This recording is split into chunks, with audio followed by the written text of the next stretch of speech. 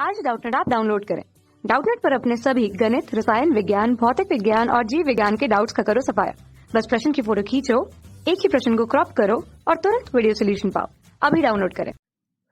आज का हमारा प्रश्न है, हमें यहाँ दो कथन दिए हुए हैं, कथन 1 तथा कथन 2।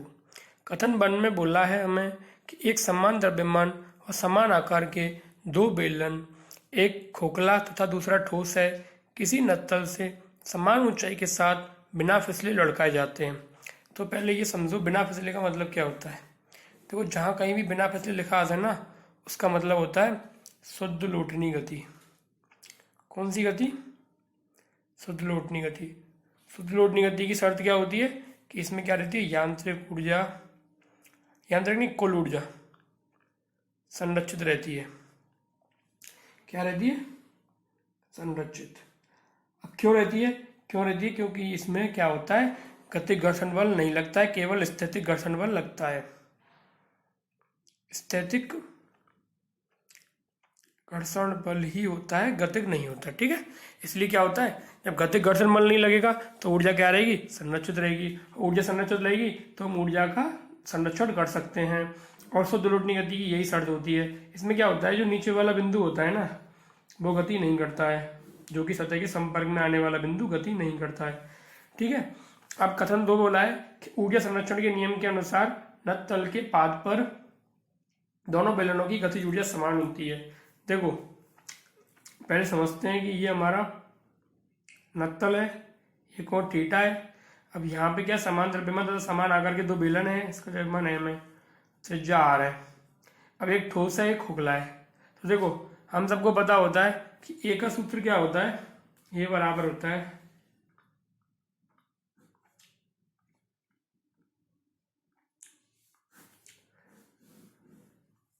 ये ए का सूत्र होता है। इससे क्या होता है, इससे हमें निकाल लेते हैं कि यहाँ से यहाँ तक पहुँचने में कितना समय लगेगा। क्यों? क्योंकि हमें पता है ए क्या होता है, एक तरह से धक्का बल होता है।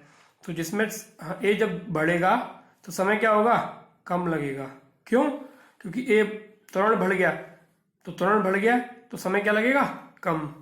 तो समय और त्वरण में कौन सा रिलेशन है, एक वो रिलेशन है व्युत्क्रमानुपाती का। अगर त्वरण बढ़ेगा, वस्तु का त्वरण ज्यादा होगा तो वह बहुत जल्दी पहुंच जाएगी, अर्थात कम समय में पहुंच जाएगी। तो समय घटता है जब त्वरण बढ़ता है।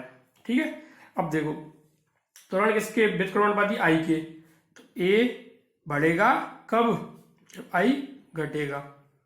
ठीक है, अगर आई की वैल्यू घटेगी तो ए की वैल्यू क्या होगी, बढ़ेगी।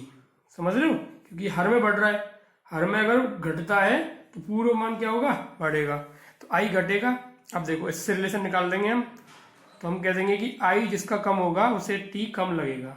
ठीक है, अब हमें पता है आई क्या होता है, हमारा होता है एम आर स्क्वायर, या हर एक पदार्थ के लिए अलग अलग होता है। जैसे कि बेलन के लिए अलग होता है, सब पदार्थों के लिए अलग अलग होता है। ठीक है, तो हमें आई के हिसाब से हमें निकालना पड़ेगा जिसका आई ज्यादा होगा।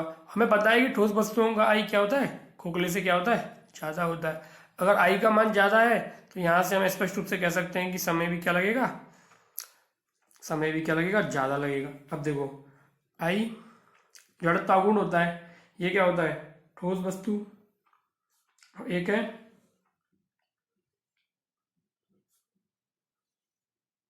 खोखली वस्तु। तो हमें देखना है कि ठोस वस्तु और खोखली वस्तु की आई में क्या संबंध होता है। ठीक है, अब देखो, द्रव्यमान समान है दोनों वस्तुओं का, तो हम इसको समझते हैं। तो इन दोनों में हमें संबंध निकालना पड़ेगा। तो हमें पता है आई, ठोस बेलन क्या होता है, एक तरह से चक्ति की तरह होता है। ठीक है, तो इसका आई क्या होगा, इसकी एच के सापेक्ष क्या होता है, एम स्क्वायर बाई 2। खोखला बेलन क्या होता है, एक तरह से बल्ले की तरह होता है, इसका कितना होगा, एम स्क्वायर। कौन सा मान ज्यादा है, ये वाला ज्यादा है। तो निश्चित रूप से कह सकते हैं कि खोखली वस्तु का आई क्या होगा, ज्यादा होगा। तो खोखली वस्तु को पहुंचने में समय क्या लगेगा, टी ठोस वस्तु और टी खोखली वस्तु, क्योंकि दोनों समानुपाती हैं। जिसका आई कम उसका टी कम, तो मतलब ठोस वस्तु का आई कम है, ठोस वस्तु का टी कम है, तो मतलब ठोस वस्तु क्या होगी, लेट पहुंचेगी। और हमें देखना है कि कौन सी वस्तु जल्दी पहुंचती है और कौन सी। तो हमें यह निश्चित रूप से कह सकते हैं, देखो टी क्या लगने वाला समय, तो खोखली वस्तु को ज्यादा समय लगेगा, खोखली वस्तु को ज्यादा समय लगेगा।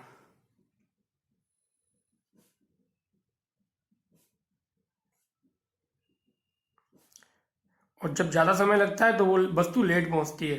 ठीक है, तो ये क्या होगा, लेट पहुंचेगा। हमारे प्रश्न में क्या कह रहा है, खोखला बेलन पाद पर पहले पहुंचेगा, बिल्कुल गलत है।